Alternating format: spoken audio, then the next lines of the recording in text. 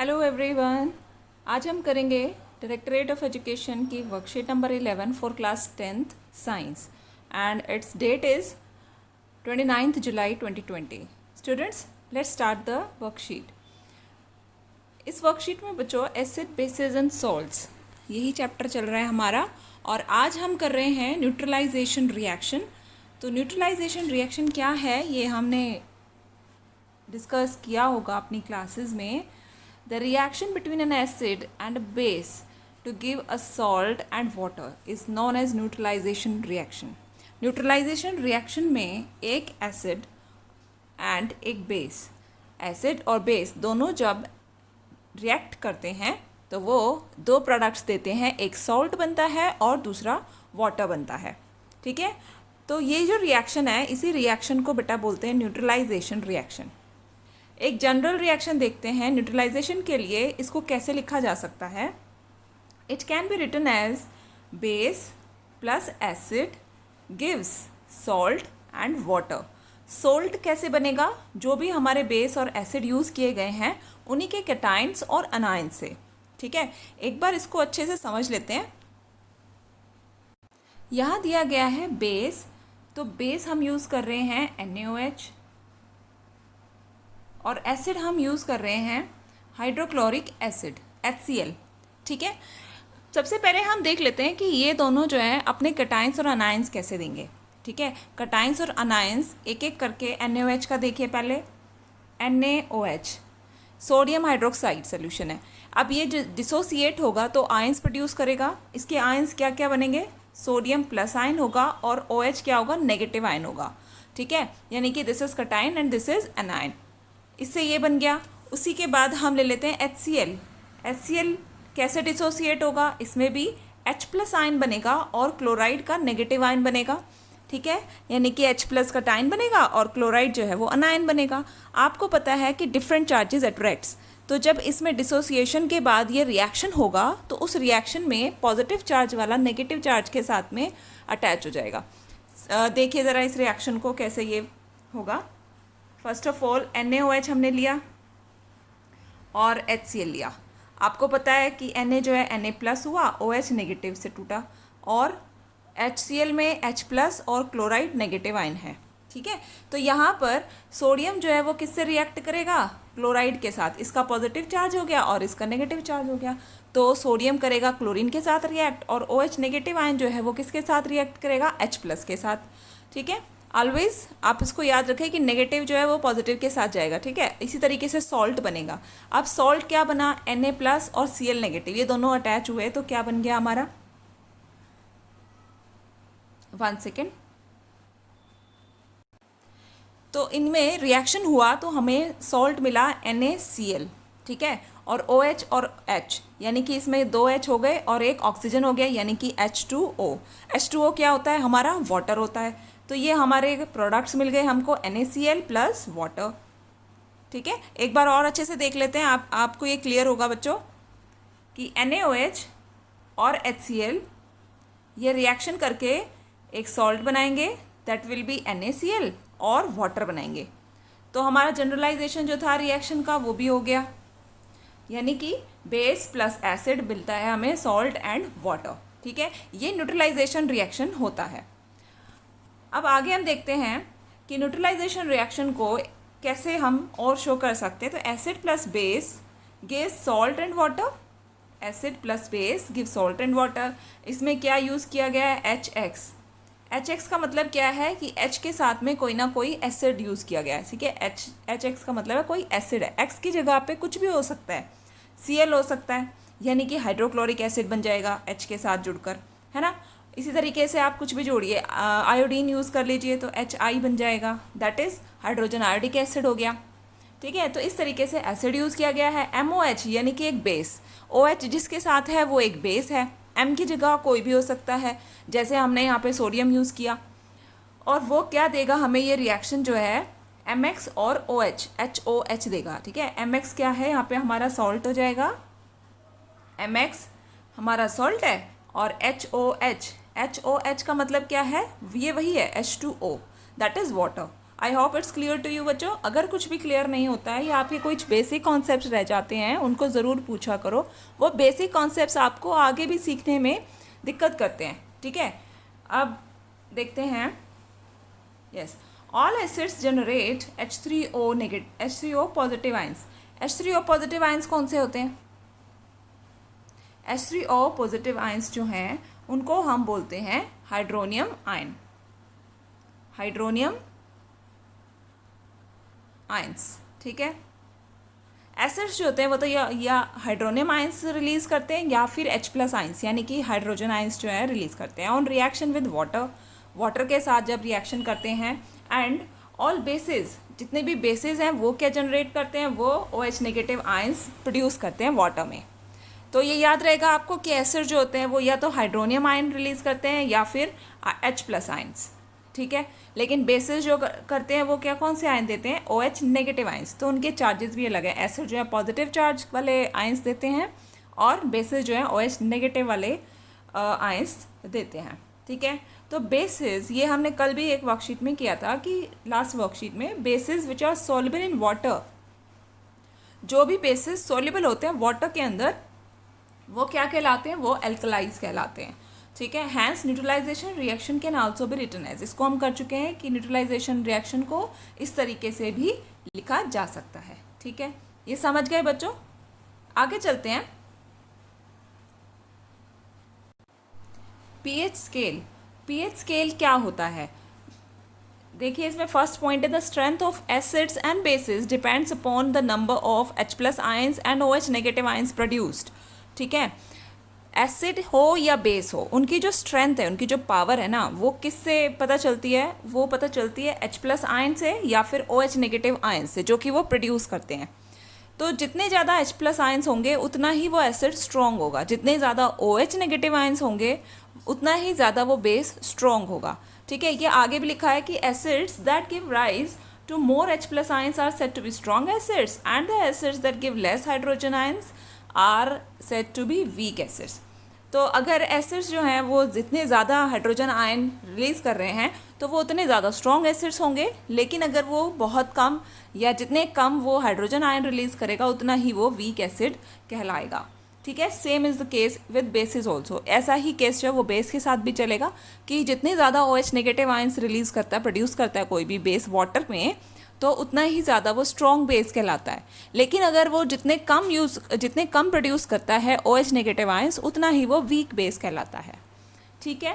Next point is a scale for measuring hydrogen ion concentration in a solution called pH scale has been developed. अब इसको देखने के लिए एक scale को डेवलप किया गया जिसे हम बोलते हैं पीएच स्केल। पीएच स्केल क्या होता है? उसकी फुल फॉर्म भी दी हुई है कि पावर ऑफ H+ आयन या पोटेंशियल ऑफ H+ आयन। इसका मतलब क्या है कि जिस स्केल से हम ये नाप सकें कि हाइड्रोजन आयंस की पावर कितनी है इस एसिड के अंदर या किसी भी सॉल्यूशन या कोई भी चीज़ हम ले रहे हैं जो, तो उसमें हाइड्रोजन आयन की पोटेंशियल को चेक करके बताया जा सकता है कि ये कितना स्ट्रॉन्ग एसिड है, स्ट्रॉन्ग बेस है, वीक एसिड है, वीक बेस है, ठीक है। अ scale for measuring hydrogen ion concentration is pH scale. तो हाइड्रोजन आयन की कंसंट्रेशन को देखने के लिए पीएच स्केल बनाया गया, ठीक है। पीएच की फुल फॉर्म पता चली आपको, पावर ऑफ H+ या पोटेंशियल ऑफ H+।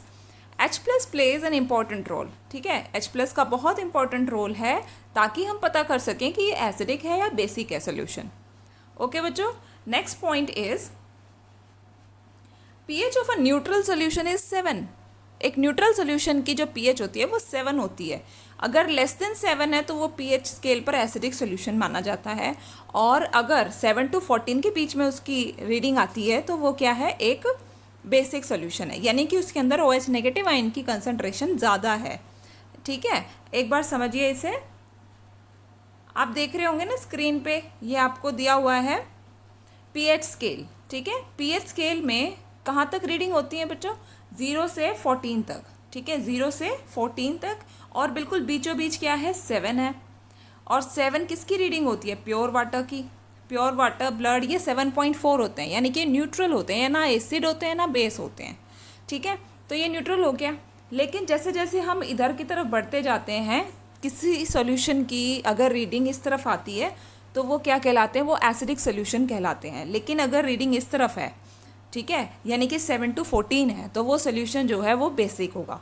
ठीक है, अब जैसे कि आप देख रहे हो कि लेमन जूस दिया हुआ है यहाँ पे, उसकी 2.2 है रीडिंग। ठीक है, उसकी जो पीएच स्केल रीडिंग है वो है 2.2। इसका मतलब क्या हुआ कि उसके अंदर हाइड्रोजन आयंस जो हैं वो ज़्यादा हैं और इसलिए उसको एसिडिक बोला जा रहा है। ठीक है, तो वो हो गया एसिडिक। अब आ जाते हैं गैस्ट्रिक जूस। गैस्ट्रिक जूस की जो रीडिंग है वो है 1.2। ठीक है, तो ये भी जो है एसिडिक है। इस तरीके से इधर देखो milk of magnesia. Milk of magnesia अक्सर डाइजेशन के दौरान इंडाइजेशन जब हो जाता है, जब दिया जाता है, हमारे स्टमक में एसिड की जब मात्रा बढ़ जाती है तो उसको न्यूट्रलाइज करने के लिए मिल्क ऑफ मैग्नीशिया, जो हम डाइजीन वगैरह लेते हैं तो उनमें मिल्क ऑफ मैग्नीशिया यूज़ किया जाता है ताकि उस एसिड को शांत कर दें, वो न्यूट्रलाइज हो जाए, है ना।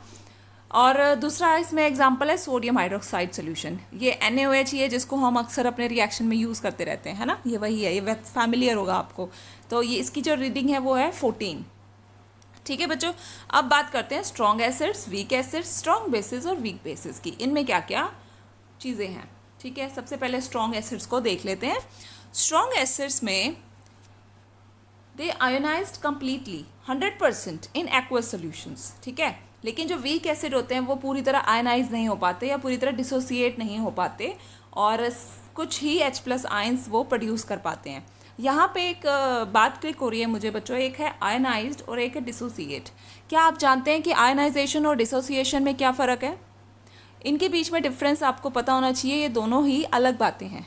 तो आप जो भी बच्चे इसको देख रहे हो वीडियो को, इसको ज़रूर आप मुझे कमेंट बॉक्स में बताएंगे कि आयनाइजेशन और डिसोसिएशन, ये दोनों जो क्वेश्चन हैं ये आपके लिए क्वेश्चन रहेगा कि आयनाइजेशन और डिसोसिएशन, इन दोनों में क्या डिफरेंस है। इसको आप कमेंट बॉक्स में ज़रूर लिखें, मुझे ज़रूर बताएं। ठीक है, अगर आप असमर्थ होते हैं या कोई कॉन्सेप्ट आपको क्लियर नहीं है, ये बेसिक कॉन्सेप्ट्स हैं, इनको हम साथ लेके चलें तो ज़्यादा अच्छा है और साथ साथ ही क्लियर हो जाएं। ठीक है, तो आप मुझे ज़रूर बताएंगे। ठीक है, आगे चलते हैं। अभी के लिए स्ट्रॉन्ग एसिड्स जो होते हैं उनमें हायर कंसनट्रेशन होती है H+ आयन की। ये हम पहले भी डिस्कस कर रहे थे कि H+ आयन जितने ज़्यादा होंगे उसी से पता चलेगा कि ये स्ट्रॉन्ग एसिड है। And weak acids have laser concentration of H+ ions. तो वीक एसिड्स में तो लेस होते हैं, हाइड्रोजन आयंस कम होते हैं। एग्जाम्पल ज़रूर याद रखना कि स्ट्रॉन्ग एसिड में कौन कौन आते हैं। Hydrochloric acid, okay, H2SO4 that is sulphuric acid. इनके names with the chemical formula also, ये आप याद रखें। HNO3 क्या होता है, इसको आप कमेंट बॉक्स में ज़रूर लिखना। HNO3 क्या होता है, कौन सा एसिड है ये, इसका नाम बताएंगे मुझे। उसके बाद है वीक एसिड, CS3COOH, ये एसिटिक एसिड है। और H2CO3 का नेम आप मुझे कमेंट बॉक्स में बताएंगे बच्चों। ठीक है, ओके, चलिए नेक्स्ट है strong base and weak base. अब स्ट्रॉन्ग बेस क्या होता है? स्ट्रॉन्ग बेस वही होगा जो जितने ज़्यादा OH नेगेटिव आयन को प्रोड्यूस करेगा। ठीक है, आयनाइज हो जाएगा कम्प्लीटली और 100% आयनाइज हो जाएगा एक्वस सोल्यूशन के अंदर। एक्वस और डाइल्यूटेड सोल्यूशन जो होते हैं उनके बारे में हमने पिछली बार डिस्कस किया था पिछले वर्कशीट में। इसी तरीके से आयनाइजेशन और डिसोसिएशन के बारे में आप मुझे बताइए, नहीं तो फिर हम उसको नेक्स्ट वर्कशीट में क्लियर करेंगे। ठीक है बच्चों, नेक्स्ट इज वीक बेस जो होते हैं वो पार्शली आयनाइज्ड होते हैं, पार्शली डिसोसिएट होते हैं और इनकम्प्लीटली जो है उनमें डिसोसिएशन हो पाता है, और इसीलिए वो बहुत कम OH नेगेटिव आयंस को रिलीज़ कर पाते हैं, यानी कि वो वीक बेस हो गए। तो इसमें क्या होगा, स्ट्रॉन्ग बेस में हायर कंसनट्रेशन होगी OH नेगेटिव आयंस की, इसमें लेसर कंसनट्रेशन होगी OH नेगेटिव आयंस की। इसके एग्जांपल हैं sodium hydroxide and potassium hydroxide. इसी तरीके से जो वीक बेस है उसका एग्जांपल है NH4OH, यानी कि अमोनियम हाइड्रोक्साइड सोल्यूशन। ओके बच्चों, अब आ जाते हैं हम डायरेक्टली क्वेश्चंस पर। फर्स्ट क्वेश्चन कहता है, okay, you have two solutions A and B. The pH of solution A is 6 and the pH of solution B is 8. Which of these two have higher hydrogen ion concentration? तो एक solution है A, जो solution है उसकी है 6 pH scale पर reading, और जो सोल्यूशन B है उसकी रीडिंग है 8। आपने बताना है कि इन दोनों में से किस में हाइड्रोजन आयन कंसंट्रेशन ज़्यादा होगी। ठीक है, अभी हमने pH स्केल पर देखा कि pH स्केल जो होता है 7 पर वो न्यूट्रल होता है। ठीक है, और जब इस तरफ जाते हैं हम 7 से कम रीडिंग पे जाते हैं तो वो एसिडिक होते जाता है, लेकिन जब 7 से बढ़कर 7 से 14 की तरफ जाते हैं तो वो सोल्यूशन कहलाता है बेसिक इन नेचर। ठीक है बच्चों। तो अब सोल्यूशन ए जो है उसकी है 6 रीडिंग, यानी कि वो एसिडिक है, और सोल्यूशन बी की रीडिंग क्या है, 8 है। इसका मतलब क्या हुआ कि किस में ज़्यादा हाइड्रोजन का इन कंसंट्रेशन होगी, जो एसिड होगा, जो एसिडिक प्रॉपर्टी शो करेगा, एसिडिक नेचर शो करेगा। यानी कि जो सोल्यूशन ए है, यानी कि जिसकी रीडिंग 6 है, वो क्या होगा, उसके अंदर हाइड्रोजन आयन कंसंट्रेशन ज़्यादा होगी। बल्कि 8 रीडिंग वाला जो तो क्या वो तो बेसिक है। Okay, second question is, in the above question which one of the two solutions A and B is acidic and which one is basic in nature। तो अभी हमने डिस्कस किया कि solution A will be acidic and solution B will be basic because इनकी जो reading है वो pH scale पर एसिडिक और बेसिक नेचर शो कर रही हैं। Third question is, fresh milk has a pH of 6। Fresh milk की जो pH होती है वो 6 है। How do you think the pH will change as it turns into curd. तो इसमें आप लिखोगे कि जब फ्रेश मिल्क की जो pH है वो 6 है, जब हम इसको कर्ड करते हैं, कर्ड बनाते हैं इसकी, तो वो एसिडिक हो जाता है क्योंकि कर्ड खट्टा होता है ना, तो ये एसिडिक इन नेचर हो जाएगा। Okay, question number 4, right the names of 2 strong acids and 2 strong bases. तो ये तो ऊपर ही दिया है ना कि स्ट्रॉन्ग एसिड्स कौन कौन से हैं। स्ट्रॉन्ग एसिड्स ये हैं और स्ट्रॉन्ग बेसिस हमारे ये हैं। इनको नेम्स के साथ लिखेंगे आप। कुछ बच्चे क्या करते हैं, सिर्फ केमिकल फॉर्मूला लिखे होते हैं और उसमें नेम्स नहीं लिखते हैं। बच्चों ये आप ही को हेल्प करेगा, इनके नेम्स भी लिखा करेंगे। नेक्स्ट क्वेश्चन बेटा, pure water has a pH of 7, what could be it's nature. Pure water जो होता है उसकी pH 7 होती है और उसकी नेचर क्या होगी आपको ये बताना है। तो pH अगर 7 है, यानी कि 7 तो बिल्कुल मिडिल में आता है ना, pH स्केल के बिल्कुल मिडिल में 7 रीडिंग है, बिल्कुल लास्ट में 14 है और बिल्कुल स्टार्टिंग में 0 है। ठीक है, यहाँ वाले एसिडिक हैं, यहाँ वाले बेसिक हैं, लेकिन जिनकी 7 है या 7 के पास है वो सारे क्या कहलाते हैं, न्यूट्रल कहलाते हैं। तो प्योर वाटर की जो नेचर होगी वो कैसी होगी, न्यूट्रल होगी। ठीक है बच्चों, ऐसे आपके वर्कशीट कंप्लीट हो रही है अब, और आई होप आपको पसंद आया होगा इसमें जो भी डेटा हमने सॉल्व किया, डिस्कस किया। और कोई डाउट है तो बताना मत भूलना। Thanks for watching.